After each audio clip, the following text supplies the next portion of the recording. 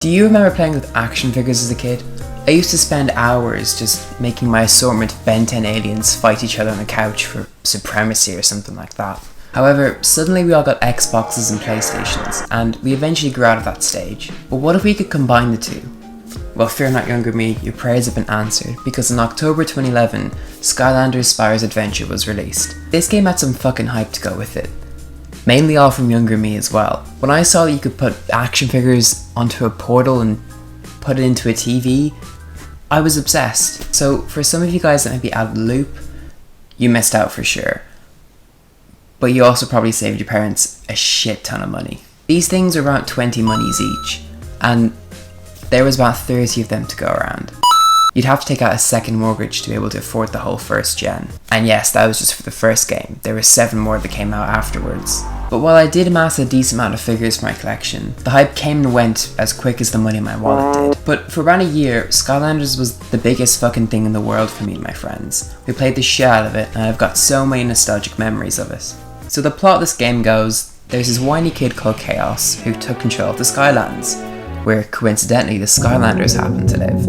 And he basically banished them all to live on this earth, but when they moved over, they all shrank and became action figures.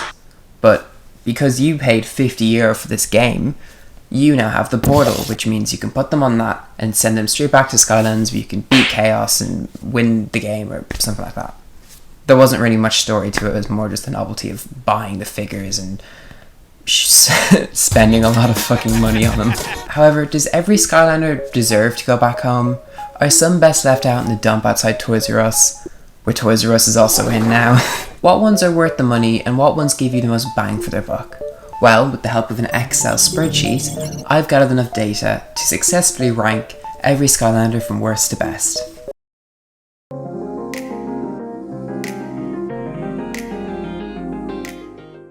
Taking a look at the spreadsheet I crudely made up, I promise to make this part quick, we can see the main categories I'm using to rate these guys. We start with a simple question. Good name. This can be answered by a simple yes or no answer. Then we move to OP potential. Basically, is this character able to become shockingly powerful through upgrades? Design is up next, and that's just a simple 1 to 5 ranking, 1 being ugly and uninspired, and 5 being borderline a thirst trap. And on to the last, and arguably most important criteria, and that is its tagline. A good tagline should be able to describe aspects of the character's personality, abilities, and overall design.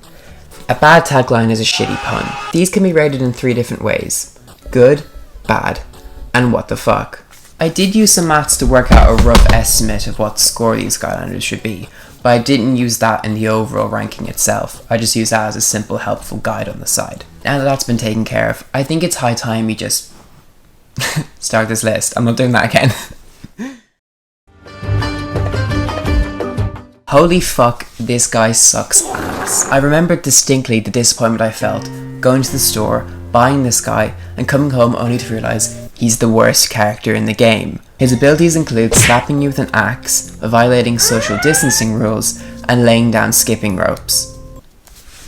The only positives are that his name is VOODOOD, not bad, and his tagline, axe first, questions later.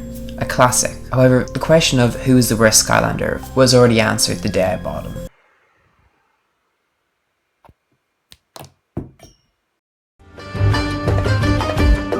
When I did my OP potential rankings, I listed only 2 characters under the shit category. The first was VOODOOD, of course, and the second was GRUNT. He can piss on you and scoot away on a jetpack. That's all he has going for him. His backstory consists of him simping for a mermaid who he vows to protect. Whatever that means. The only thing that's keeping him off the bottom spot is the fact that I didn't have to spend any extra money on him. He came with the original game. Reading his backstory, Double Trouble is stupid as fuck. He got so excited after finding a plant that multiplies the effects of its use when used in a potion that he just ate it on the spot. Now he can shit clones of himself that explode on impact. Whoa, what? But he can also spin around aggressively. There are so many things you could do with a guy that clones himself, and you pick some of the worst moves in the entire game to do. Dragons are usually cool, especially one that can shoot black lightning out of her mouth. Except when the ability to fly is literally an ability in this game that takes up one of the 3 ones you already have, it becomes a bit of a hindrance. It basically limits you to only having 2 good abilities straight off the bat. There's nothing else you can do, which kind of sucks. So you're kind of hoping the 2 other moves she'd have would be really good, and as you guessed it, they really aren't. Apart from breathing lightning, Cinder can phase through enemies, which sounds like a cool idea, but then you realise that's another movement ability, and having another one just seems like kind of a waste. And also everyone's afraid of her too. Hex is an undead sorceress who reminds me of Helena Bonham Carter. I'm 90% sure they're the same person. I don't know if her figure is badly designed or if I'm just extremely clumsy, but her arms have been missing for a decade now and I still can't figure out where they are. Maybe she should try growing bones somewhere useful. And speaking of her abilities, her second one takes a whole lifetime to charge up. The long charge up time makes it practically useless in fights, and if you're playing in battle mode, it'll just cost you the entire game. Being the distant cousin of a turtle and Wario, Warnado is a reptilian spinning top. It says in his description that he only feels dizzy when he's standing still, so that seems like a bit of a nightmare. It's physics time. So considering he has to be on the move at all times or else, I don't know, he'll explode or something, and also considering he moves with the power of a tornado, this means that Warnado has to consume at least 91,586,998 gigacalories per day. He also moves the power to destroy an entire town. How does this translate into this game?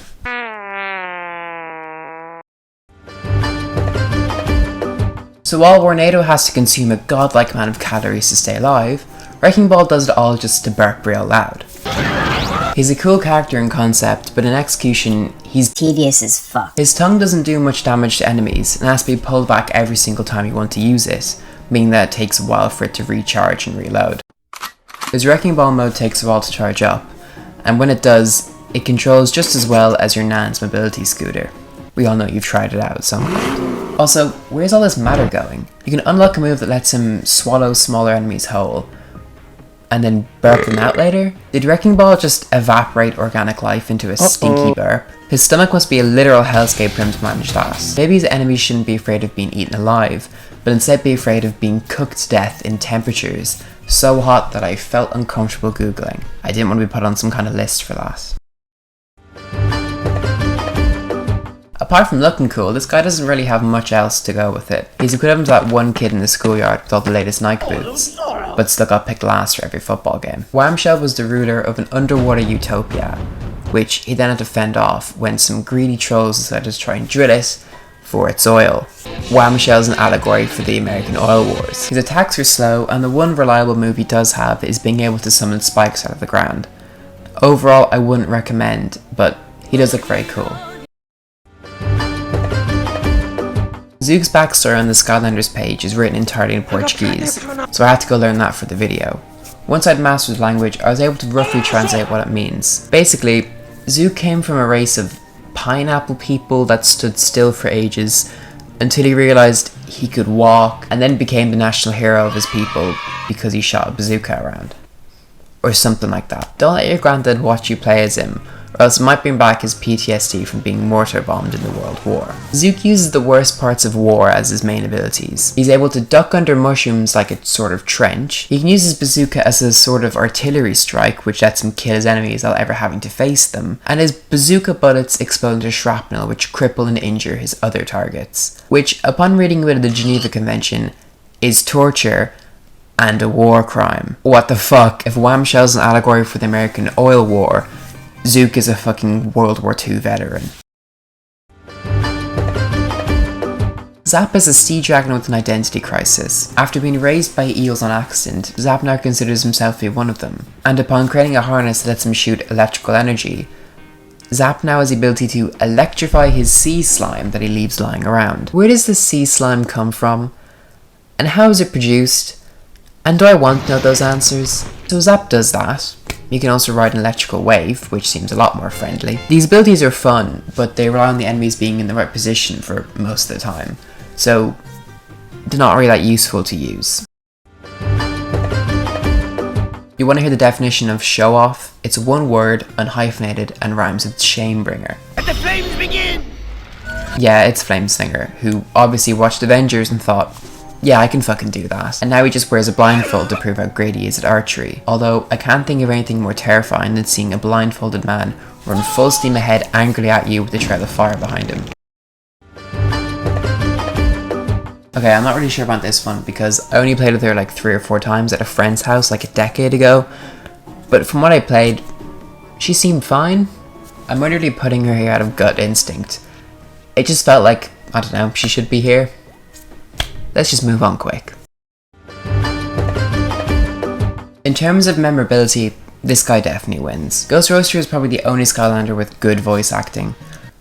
Or voice acting in general. His laugh is iconic, and it's clearly inspired by a certain dancing clown man who we all know. And in some parallel universe, there's an edgy Instagram quote page which uses his face in the background of them all. Anyway, this character is fine. His chain attacks do a decent amount of damage, and his skull attack is pretty brutal. What's annoying, however, is his third ability, which makes you invincible, but also drains away your health.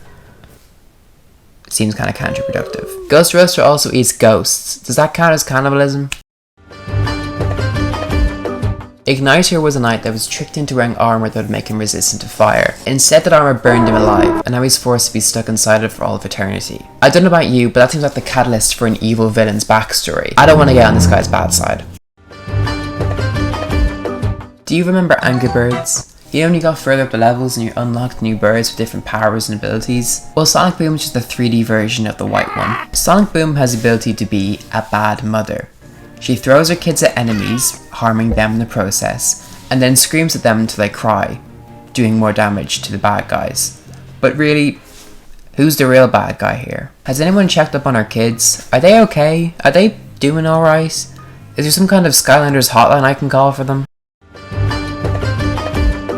Maybe this is a controversial choice, but the main character in this game is only 17th out of the 32 on this list. There's a couple factors to this. Firstly, his third ability is being able to fly, which doesn't count as an ability. And secondly, he's been in like 20 games before this.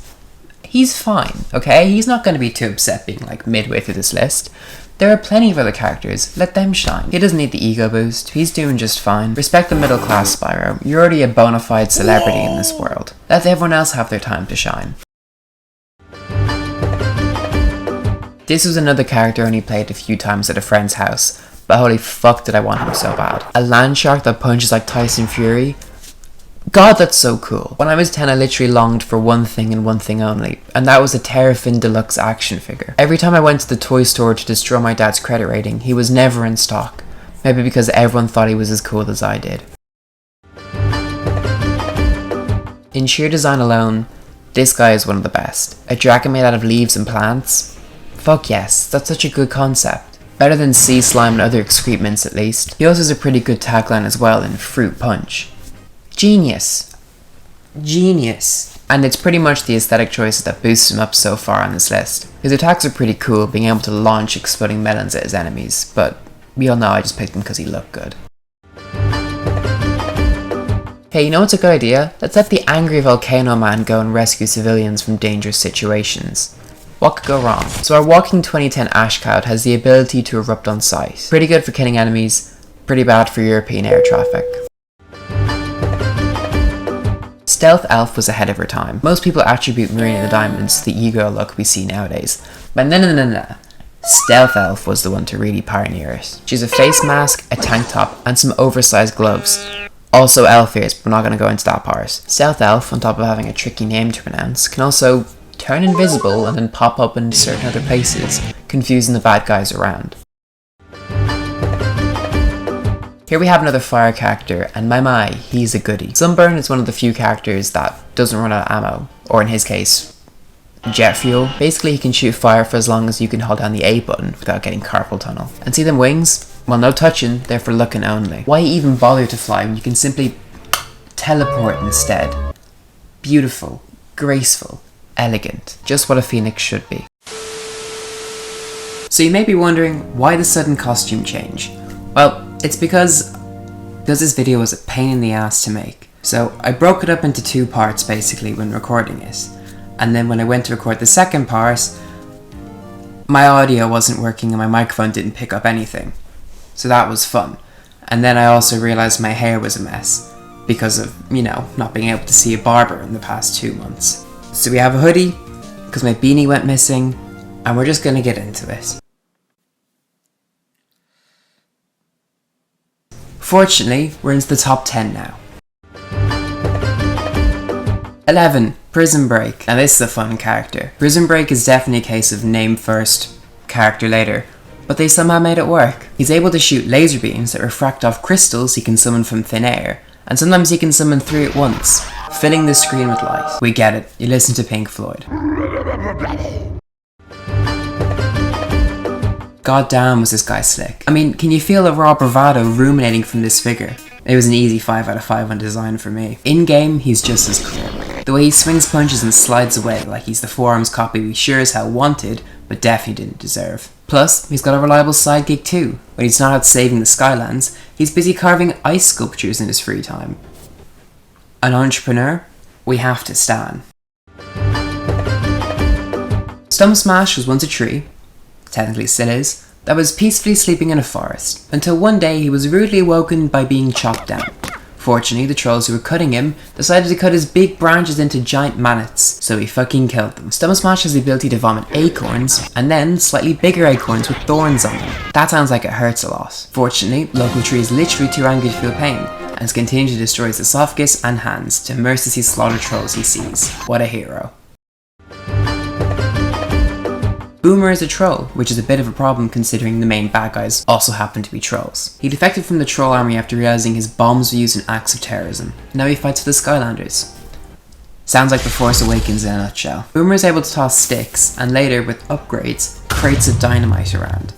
He's the literal definition of collateral damage. Bash isn't like other dragons, in the sense that he can't fly at all, and felt very insecure about it. But if he can't beat them, or join them, you just roll with it, and that's exactly what he did. Bash, along with having a giant mace in the end of his tail, decided to learn how to cannonball himself across the land, reaching pretty fast speeds for a giant rock dragon, something even Indiana Jones would be afraid of.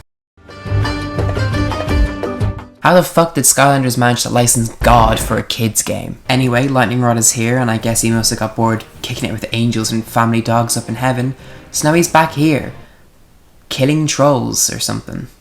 Interesting career trajectory. He's got one of the coolest moves I've seen in this game, where he literally just unleashes rapture on some unsuspecting chompies. Seems a bit overboard. This guy's just a pissed off god, not something you want to mess with. I mean, just look at Greek mythology. DINO-RANG, aside from having literally the worst catchphrase I've ever heard in my life, is actually more powerful than he looks. Now we all know boomerangs haven't had the best representation in media, but DINO-RANG actually does them justice. He's only able to toss one at a time, but he's able to control them in mid-air like mini Aussie drone strikes. And if he misses his target, he can bounce them off walls to slap them right back on the ass. Nice one. Chop Chop is half skeleton, half magic robot, who wanders the Skylands in search of his creators and where his pants went. He may look basic, but he does the basics very well, with fast-paced combos and shield bashing to add variety to his fighting. Couple his good attack and defense with the ability to conjure up a bone wave that he can ride, and you got a pretty nifty soldier on your hands. And once you upgrade his sword, it becomes ridiculously overpowered. I mean, look at this thing. It's huge and it's on fire. If you're ever playing battle mode against your friends and you own this character, then you've already won. He can shoot a near unlimited amount of lasers from his eyes, and then later the tips of his wings.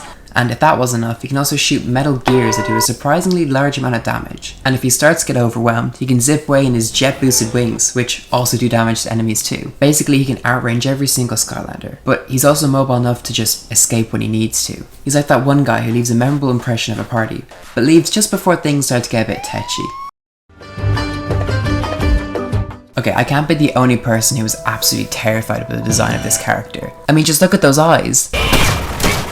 Those are the eyes of someone who no longer sees the difference between life or death, and doesn't care to either. Drill Sergeant has a backstory, I'm sure, but to me he was literally just built to kill. He's like Vin Diesel in every single Vin Diesel movie. I mean, he's a sentry gun that never runs out of bullets and auto-locks onto enemies.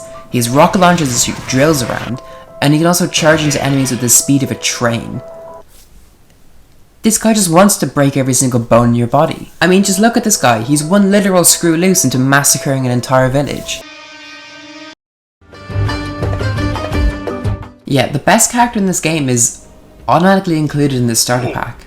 I guess the developers are feeling pretty generous, but they also gave us GILL GRUNT, so it kind of balances it out. He is a piece of garbage. Sugar Happy is exactly what his name implies. He can fire giant golden bullets that rebound off walls, and he can shoot as many as the A button will let you. Not only that, but he can also summon a machine gun out of his ass that never runs out of bullets either, and he can throw pots of gold that explode on impact. I guess the developers were feeling pretty power hungry when they first made him. In fact, not just with him, but with all the tech Skylanders too. All 4 of them rank in the top 8, and the last 3 spaces were dominated by these IT guys. Compare that to the Magic Group, who all lie pretty low in this list. I guess somebody had a type. Anyway, I should probably wrap this video up here. This thing took me way longer than I expected to, and while it was fun, it was pretty frustrating, so I hope you enjoyed it.